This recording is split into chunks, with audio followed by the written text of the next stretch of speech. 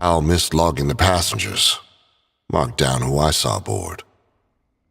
Crew: Captain Lafitte, Mr. Al, Mr. Douglas, scrawled back Jim, Jellicoe Bennings.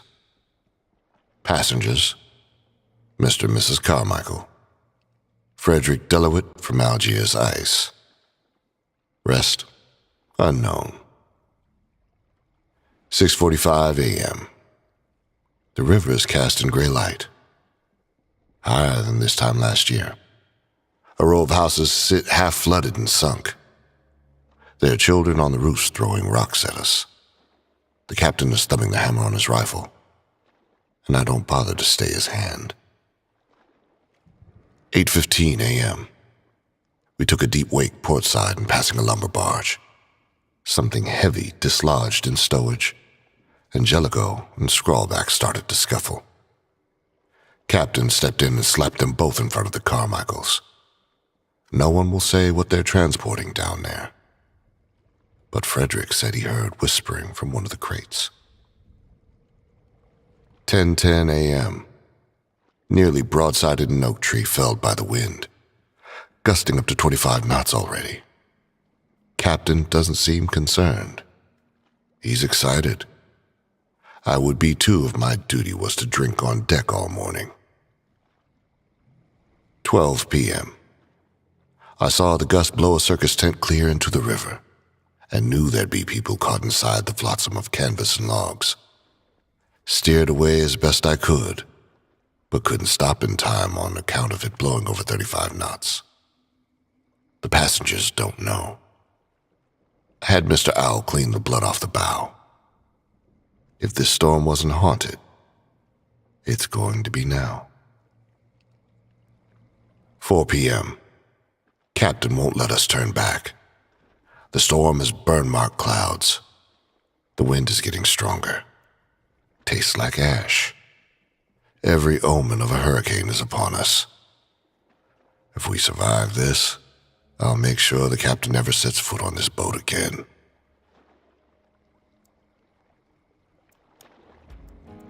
(1895) Summer. Tale of Submission, verse 1. 1895, Summer. Tale of Submission, verse 1. May I doubt the strangeness of the clouds no more.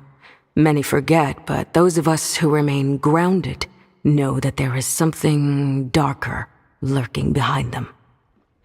There is a sickness in this rain. It clings too long to leaves and bark. The sound of it dripping on the soil is wrong. Each drop leaves the impression of an insect's footfall in my mind, and the mist here tastes rotten, and I'm repulsed anew with each breath. The strange folk about are not bothered by the wetness. They dart out of bushes in the rain holding iron, boards, rack. They're building a sculpture from this driftwood and the gnarled parts of a boat wreck. They carry each piece as a sacred object, a rare treasure. They are too caught up in their work to notice me. I slunk to the altar they constructed and discarded the secrets of my honor to its tainted form. In return, I have gained a shadow, an extra shade over my own. The corrupted cannot see me now, not the hives with their screeching and swarms blown like leaves, not the armoreds strung with wild barbed wire. If I'm quiet, I slip between them. I'm a shadow thin enough to cut light. With the Bayou's blessing, I can hunt the miscreation known as Rotjaw. But I have lost something. When I close my eyes, I see veins of silver. They are my own veins, but it is not my blood inside them. It is blood from a different land. I feel it. Something else seeing through my eyes instead of me. Something beckoning me to kneel on the banks, to kiss the tracks of the beast with its jaws open to the clouds. The beast that drinks this rain and wishes upon us the foulest season of rot and bloom.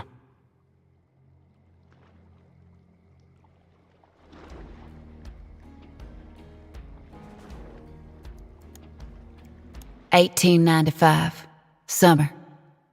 Prosychomai of the Primal. Volume 1, Chapter 1. This is the vow all primals share.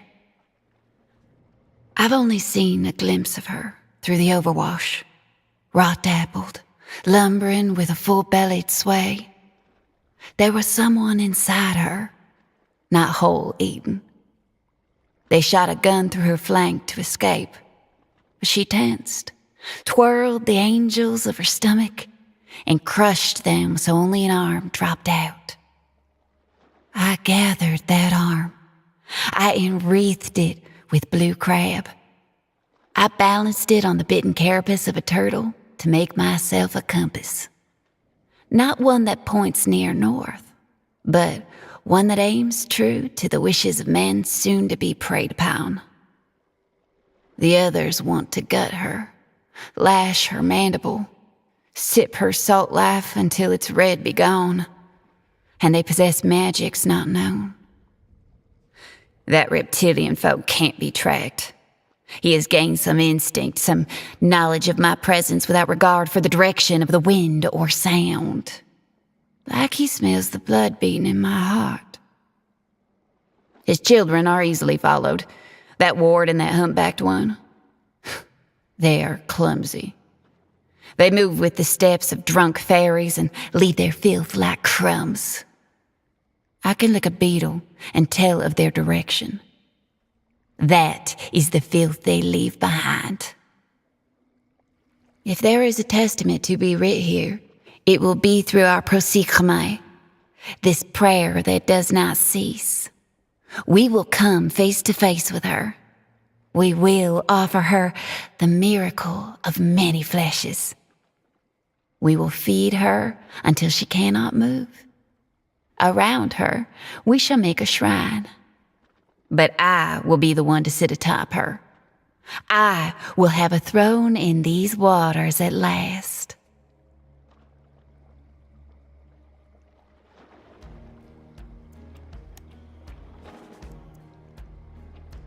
October 1st, 1893.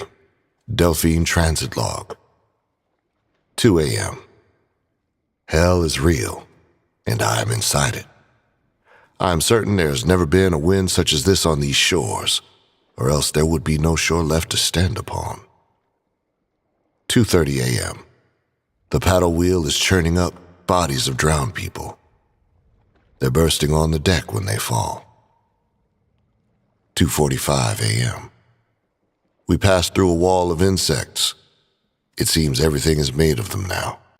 Some have burrowed into the bodies on deck. 2:55 a.m. A wave reached so high it broke the windshield, brought with it a 6-foot bull shark. It's thrashing at the back of the pilot house.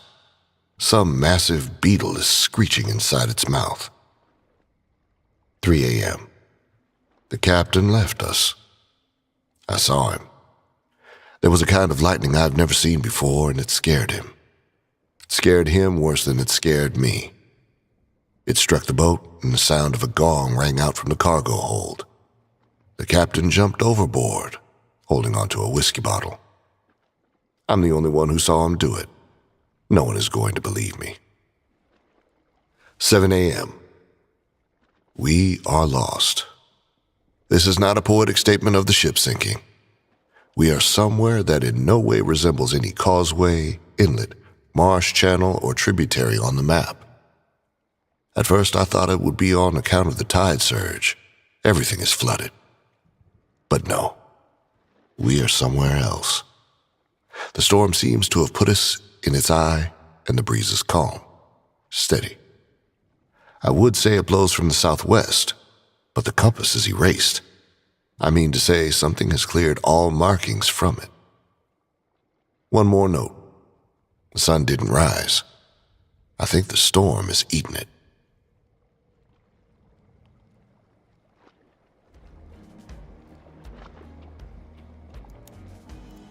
1895. Summer. Helmsman's landlog. The smuggler's pact is to put gold before souls.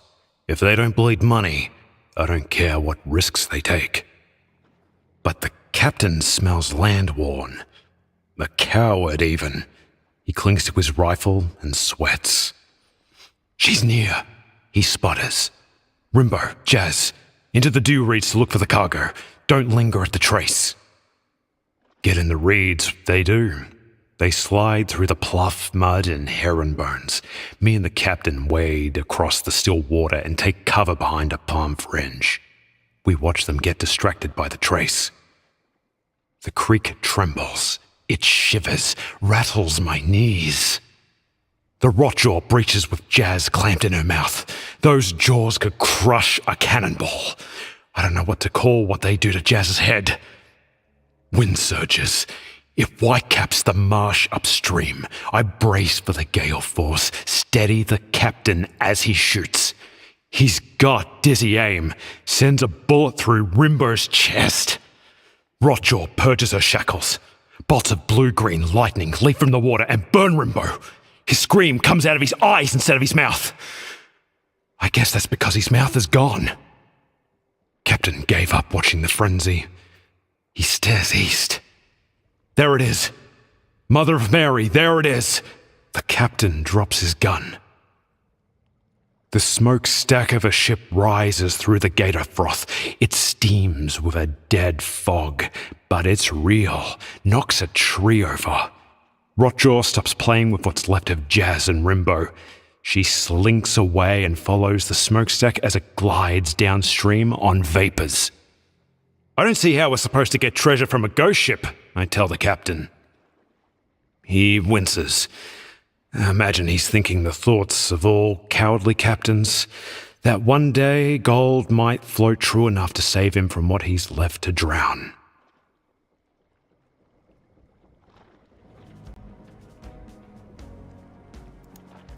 (1895) Summer. Prosigamai of the Primal. Volume 1, Chapter 2. She's generous with her gifts. I find her cage perched in the middle of the still water, rocking like a cradle with 2 hunters tucked inside. Pine beetles march up their legs, enter the chapel of their mouths, and come out of other holes and windows. What kind of prayer is at work here, I do not know. But I study the patterns of the beetles till dawn. The metal of the cage trap is soaked in her blood. I taste it. I feel its rot melt and molt and multiply. She is healed through the things that hurt us. And this is a special wonder to me. On those metal ribs are all sorts of wire spools, veins from machines, things pretending to be alive. It disgusts me. A plate welded on one of the nodes reads, Algiers Ice Company. Curious, the science that crowns the ribs of our queen. Whatever the reason, it is sacrilege. I spear a catfish and touch it to one of the cage spikes. Lightning sparks and smokes through its gills. It doesn't turn to ice. The sound of it is loud, foolish, causes someone to find me.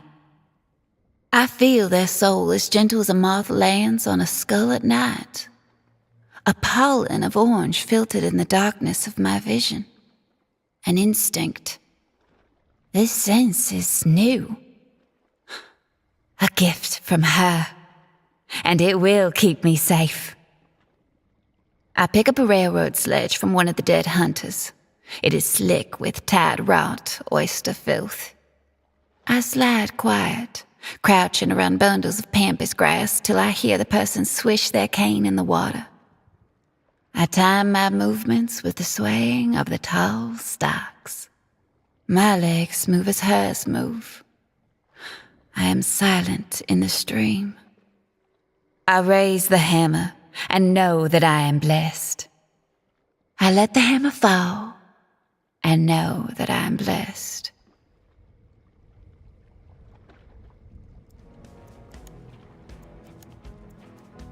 October 1st, 1893. Still. Delphine Transit Log. 0000 hours AM. Time unknown. Time is irrelevant here, as is hunger, thirst, and other bodily functions.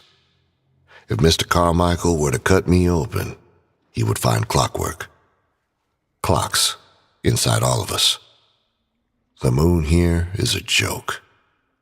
It barely moves.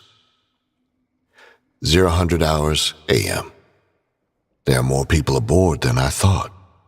Most are hiding in cabinets or shuddering naked beneath poker tables. Some find river snails and isopods and shove them into their eyes. There are only a handful of the crew and passengers left to talk to. 0000 hours AM.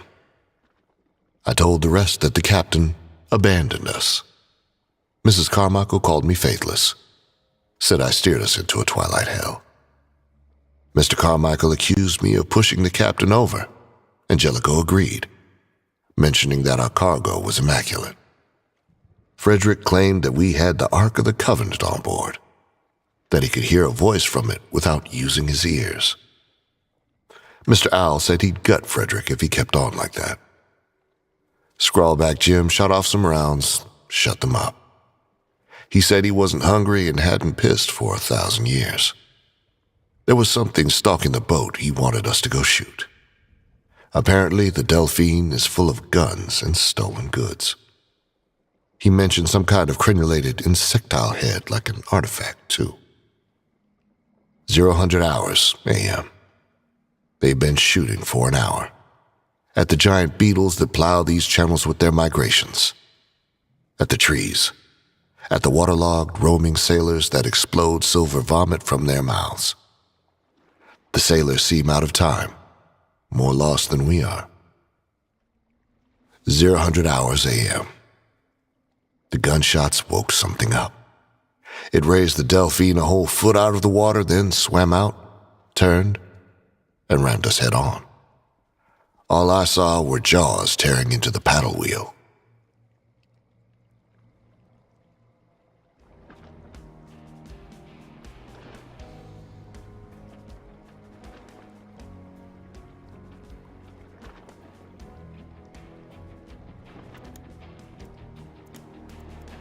$1895, summer. Helmsman's landlog. They say time.